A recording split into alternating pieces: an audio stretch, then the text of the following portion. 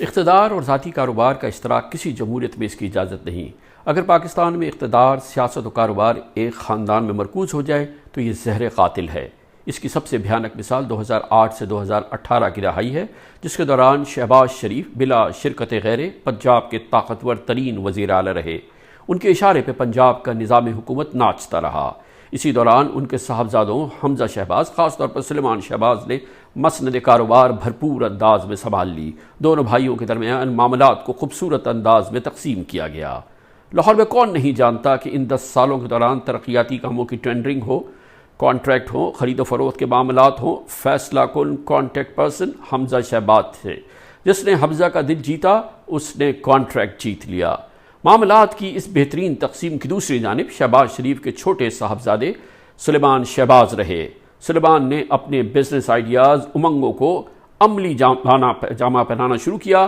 ساتھ ساتھ انہوں نے ملک کے بڑے بڑے کاروباری گروپس کو مختلف پہلوؤں سے شراکت کی پیشکشیں پہنچائی۔ کچھ براہ راست سلیمان کے پارٹنرز بنے، کسی نے در پردہ انڈرسٹینڈنگ پر گزارا کیا۔ اقتدار و کاروبار کا یہ بھیانک ملاپ 10 سال چلا۔ کیا کاروباری ترقی دیکھی؟ Energy, poultry, dairy, sugar, construction, trading. کون سا کاروبار تھا جو شہباز خان وادے کی چھتری تلے شروع نہیں ہوا؟ اس کے ساتھ ہی انبلیویبل کرامات۔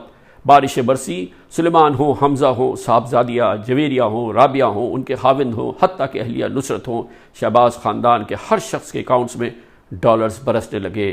کہانی کھل جائے جب آپ جائزہ لیں کہ خاندان شہباز شریف کو مالا مال کرنے والوں کا تعارف کیا ہے۔ تمام ثبوت، بینکنگ دستاویزات، فارن ایکسچینج کمپنیز کے ریکارڈ، ان تمام ڈالرز بنسارے والوں کے پروفائلز، ایک اندھے شخص کو سمجھ میں آ جائے گا کہ تمام پیسہ پاکستان سے جمع ہوا، ہنڈی حوالے والوں کو پہنچا اور پھر مختلف راستوں سے ہوتا ہوا شہباز شریف خاندان بشمول شہباز شریف صاحب کے اکاؤنٹس میں پہنچتا گیا۔ آپ بتائیے کہ کیا ان معاملات کی تحقیقات نہیں ہونی چاہیے؟